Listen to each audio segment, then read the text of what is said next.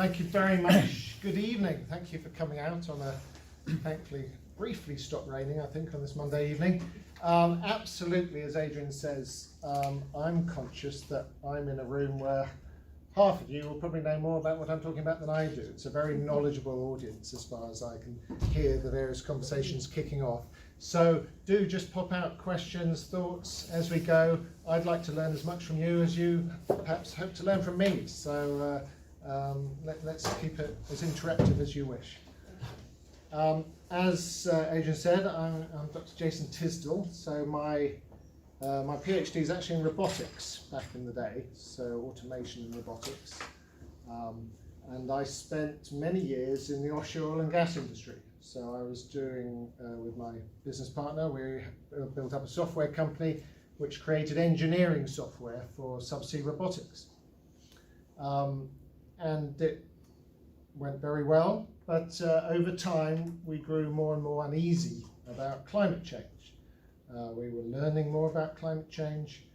It seemed an unassailable fact, and it was with great relief actually that we jumped ship. So we like to say we are poacher turned gamekeeper, and it's interesting, just very personally, there was a huge relief, far more than I expected, to actually move away from having all my energy behind generating fossil fuels to doing something alternative. So personally, I found that a great relief as time went by. Personally, I'm married. I have 3 sons. I certainly would like them to inherit a planet that keeps functioning for the long term. I have my mother-in-law here as well, which is very lovely. I hope you find the talk interesting, and just fire away with any questions that come up. So I'm focusing, what is energy? It's sort of a trivial question, but perhaps quite interesting just to remind ourselves what some of the elements are. Heat, perhaps one of the most prevalent forms of energy, very conscious when it's there, very conscious when it's not there of an evening and the central heating breaks down. Light, really useful form of energy, very ubiquitous. Electrical energy, the driving force for so many of our time and space-saving tools and devices, really the powering force for the modern world. Mechanical engineering, so when anything's rotating, it has energy born in it. When anything's moving, it has energy born within it. Nuclear energy, the energy released from subatomic particles when they change form. Gravity, so potential. When I'm holding something up high, it can fall under the force of gravity. That's a useful form of energy. Sound energy, much weaker form of energy, but very prevalent, very useful, certainly in communication, not so much in the context of heating our homes. And chemical energy, a really useful way of storing all sorts of energy. And there's another way perhaps of looking at it, which is the breakdown between kinetic energy, something that's moving is kinetic, and stored energy, potential energy. So if you can store it, then you can use it at a later time. Kinetic energy, by its nature, it's dissipating now. Any energy we use dissipates as we use it, generally gradually degrading through various forms of energy until it becomes heat. That's the generalized waste heat. So kinetic is moving. Examples, electricity is a form of kinetic energy. It's constantly moving. Rotating machines, anything to do with your cars or your bicycles, they're kinetic energy in action. Potential, stored energy, a gallon of petrol, a storage battery, and a lot of my focus tonight is on batteries. So, question, how did we generate and store energy in the olden days, pre-industrial? Essentially, we grew things, food, crops, and we burnt things, log fires, all those sources of energy, coal, peat, other things that lay hands on, and we burnt it to create heat.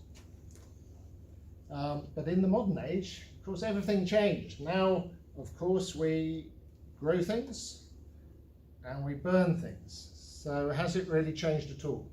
That's my question to you. It has, but it didn't change that much. We still grow and mine stuff to burn.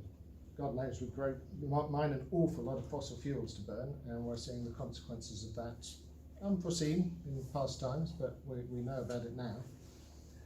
We still use the heat to do useful stuff. It's the core of modern life. We could not have any of our modern life at the moment without sources of energy. But what really changed was the form of energy we used and how we started to store it. So the really big transition, in my view, was the move to electricity.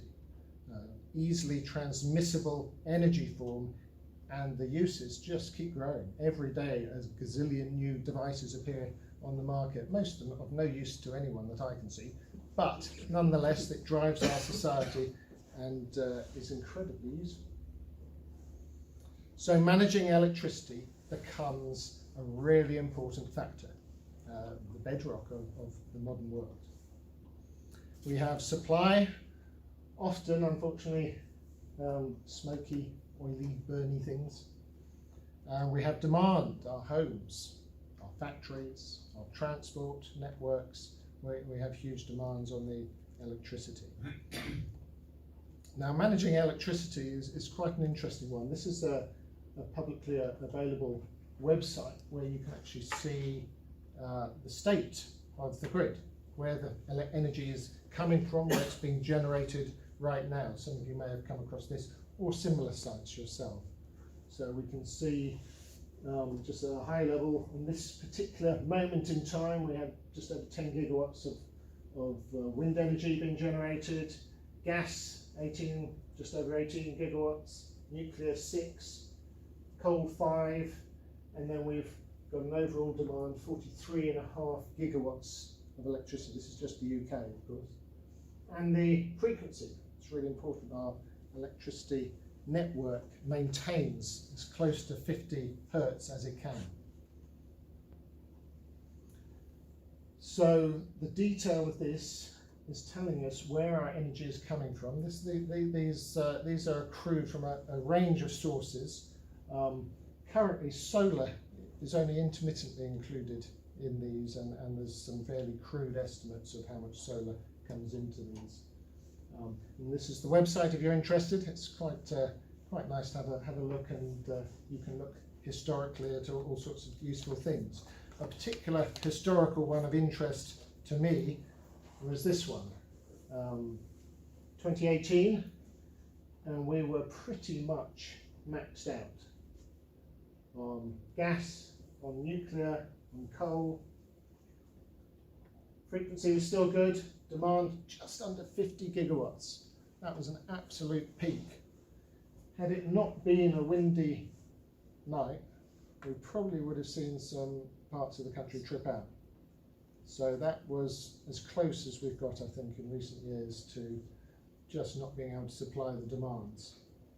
So it's really a critical part of our energy picture, is how we manage the electricity, how the DNOs, the network operators manage this complex network. So we have supply and we have demand, and in an ideal world, they're equal. We have exactly the right amount supplied and exactly the right amount demanded. But of course, in the real world, it almost never is equal. Sometimes gets close, sometimes crosses over, but it's almost never equal. And so what we need is a way to store it. And we need it to store it both to take surplus from the network if we suddenly have too much being generated, but also to store it, to provide it back to the network if we suddenly have a hike in demand. This allows us to do a few key things in terms of making our network secure. So first is frequency control. I mentioned the 50 hertz. That is really critical. If you try and take more energy from the system than there is, that frequency starts to drop. And that has bad consequences for the stability of the whole system. Network stability is critical for the system. And in fact, DNOs, the network operators, have very strict guidelines and very big fines imposed if they go out very tight tolerances of that frequency, 50 hertz. So it's very important to them that they can manage that in a way that keeps us safe. Where we've seen big trip outs in systems in the past, remember the East Coast power failure in America some years ago, one of the driving forces for that was once the frequency went out of the right range, it triggered all sorts of fault responses in the network, fault tolerant responses. We want to store it to plan. We think, oh, winter's coming, we need more fuel, we're going to get colder. Summer perhaps we can do with a bit less. Load spreading and efficiency. The reality of networks, I mean, we see an extreme example of this in Australia, where they're really stretched out along long coasts, and they have big problems distributing the demand and the supply along that very long straight line of cables, essentially. You get pinch points where there just isn't the capacity to carry the energy that you'd like to be able to carry. And you lose energy. When you transmit it long distances, you lose energy. It just gets wasted. It dissipates as heat. So the less you have to transmit it, the better. This is quite. This is from a government website, just a winter's day, December 2012. GB electricity demand winter profile. That's average over the whole country. Obviously, in local localities, you get it more extreme than that.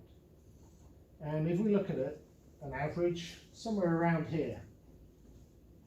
So we can see there's parts of the day when we're way below that, we just don't need that much energy, and there's parts when we're way above it. And that blue line there, over the average that we go, in this case represents about 8 gigawatts, almost a mind-boggling amount of energy. About 14% of our total capacity is needed to cope with that peak. So we can see that if we can manage storage better than we do now, we'd have the potential to pull the peaks down and raise the troughs up. If we could transfer the energy from here, from the spare energy here to the demand here, we could massively reduce the amount of energy we need to generate. Sort of implicit within that are solutions to question. People say things like, we can't move to electric cars, we can't generate enough electricity. A lot of the reality of how we're going to meet those challenges is through time-shifting generation, so that our actual generation can be more like the average rather than like the peak. It's a really critical part of our futures. So, we know we want to spread out electricity, we want to reduce our overall generating peaks. How do we do it? How do we store the electricity so that we can achieve those goals? So, how we store it? We store it as heat. We can store it as capacitors. Heat, if you heat your home water tank, that's all well and good, but if you just leave it there for a week and you come back, you're not going to have a very hot shower, are you? It will gradually leak away. Capacitors, these store electricity, typically much shorter periods of time. They'll start leaking away, although you can have very high, quick power from capacitors on occasion. Flywheels, very neat solutions for storing mechanical energy. You can see, there's been some clever applications with flywheels in Formula One and things like that, where energy is literally moved from the wheels on the road into a flywheel, and then it can be transferred back again very smoothly. It can be used for a very high power, short-term energy supply. Liquefied air, another way to store energy. You put the energy in by turning air into a liquid, and then you can bring it out to drive turbines or all sorts of tools at a later date. Interesting, that's a sort of chemical storage. Hydroelectric.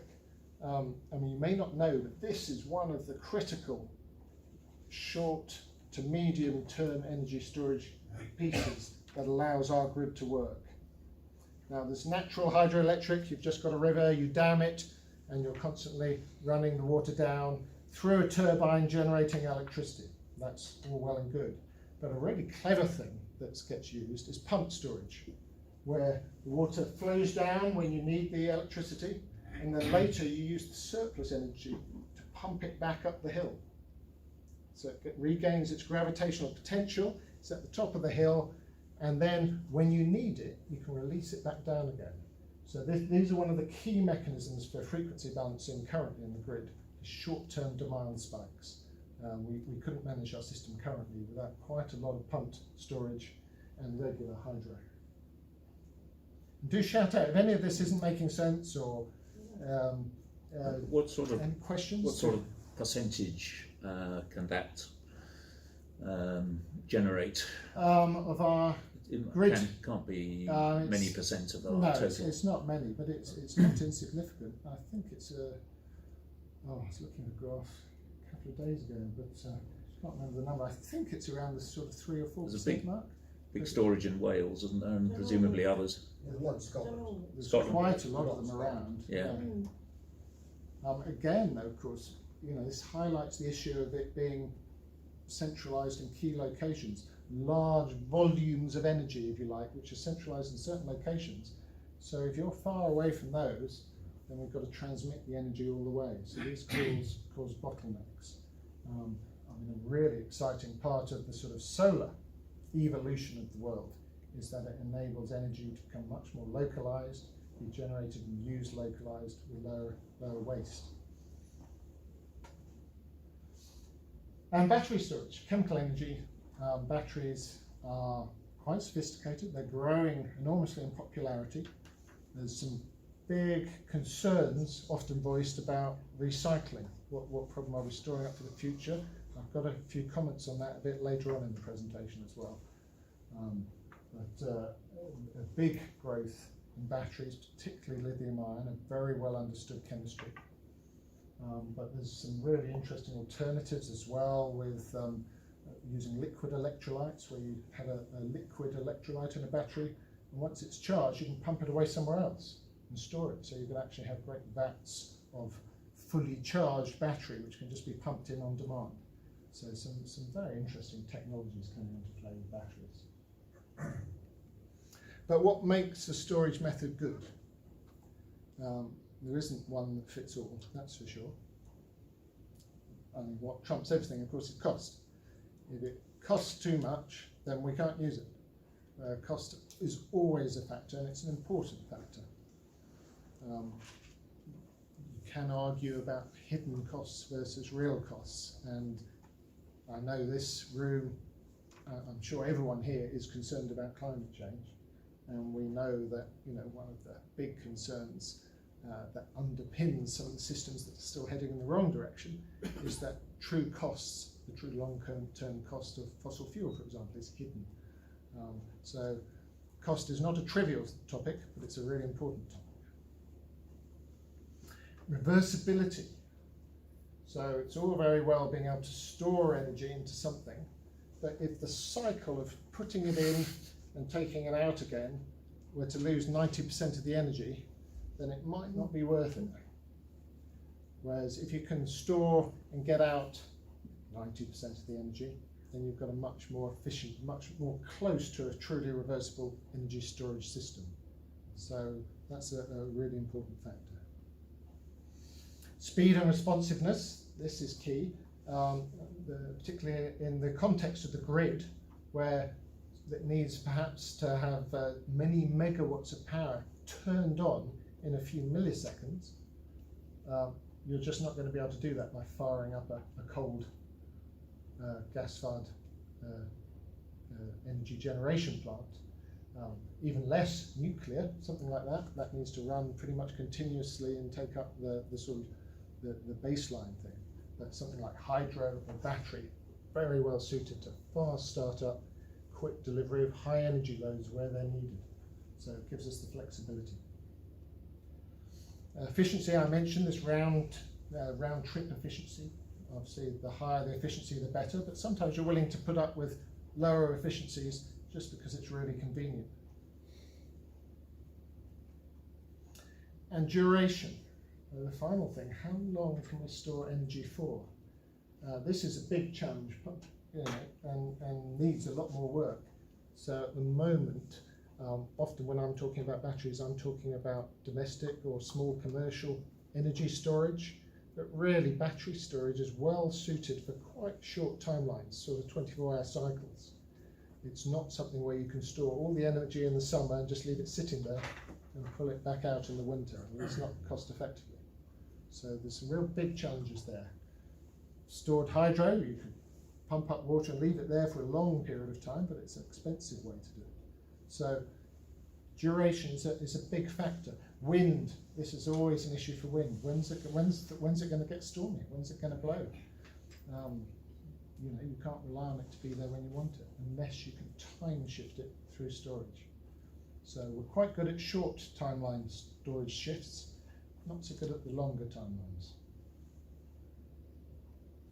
Should morality be on that list? That's a good question. When you consider the mines that are being operated by children to extract lithium and so forth. Yeah, I guess that's part of what I was meaning by cost and hidden cost. But yes, you're right. Morality could really easily be a separate point. Increasingly, I think it should be under CSR. An ethical decision. Yeah, I think that's a good point. Thank you. Another thought is that you don't actually need to store things if you can get the power from somewhere else. So if you could move your electricity from, shall we say, a hot desert like the Middle East, Yeah. to here or whatever, then it could be at a time when they don't need it and you do, vice versa. I mean, that's absolutely true. I mean, all of them, there's always an engineering trade-off. So transmission losses may offset the storage costs. So you have to weigh those up. I read a fascinating sort of thought paper a few years ago now, where it's essentially mooting. If they covered the whole of the Sahara in solar, it could power the whole of Europe. You need to cover the whole of the Sahara, would you? You wouldn't even need to cover the whole of the Sahara, but a significant fraction of it could power all of Europe's energy sources. It could also, of course, push enormous amounts of revenue to an area which is very short of the share in world revenue. So some fascinating ideas there. And you could move some of the high energy demand things like aluminium smelters rather than... I can't really hear a word what's going on. But you've dropped your voice and you I'm sorry. Thank you. You could move high energy demand things like aluminium smelters from where they are now in Europe to somewhere where the energy is being generated, like in the north coast of the Sahara. Yeah, I mean, they're all interesting trade-offs. I mean, there's always, you know, for example, if you then have to ship millions of tons of bauxite to the Sahara, that may offset any energy gains you have from the other.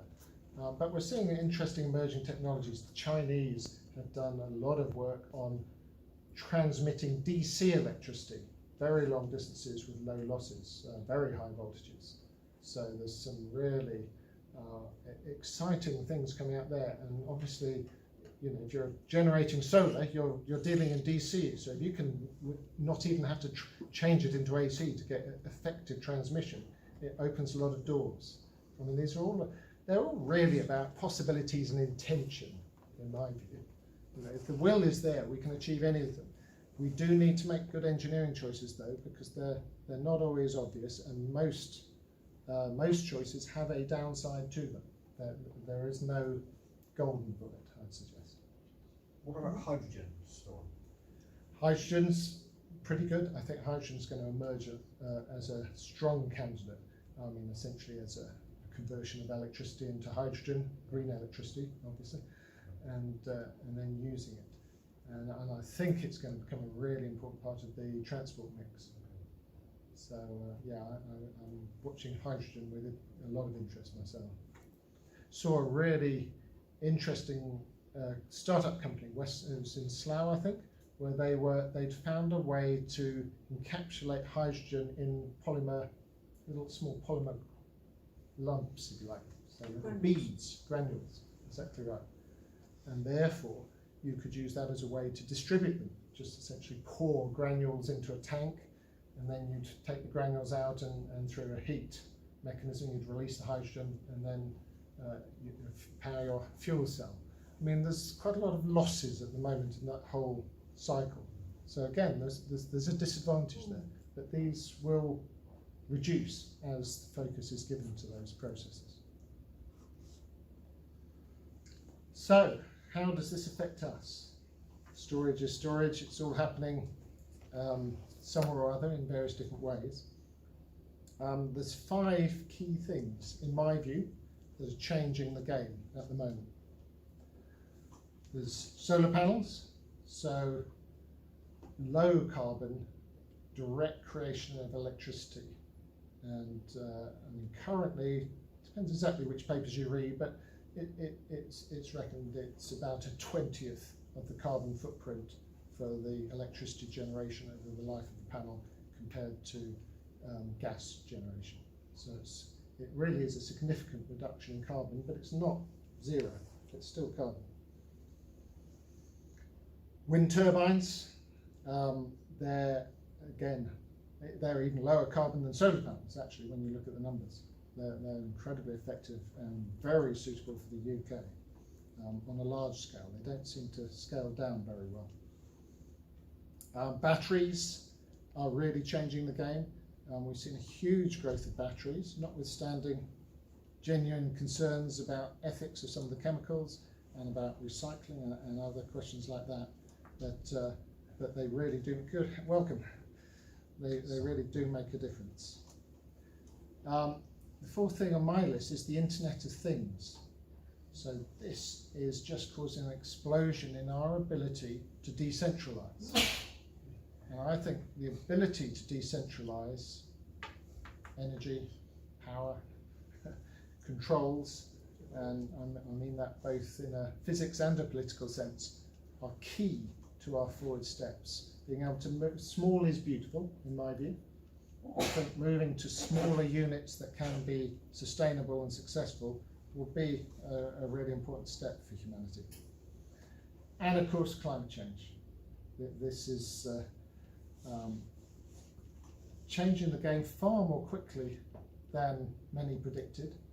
It does seem to be gaining political notice, finally, in a more significant way, but far from one. It's far from certain. It's not a given that governments are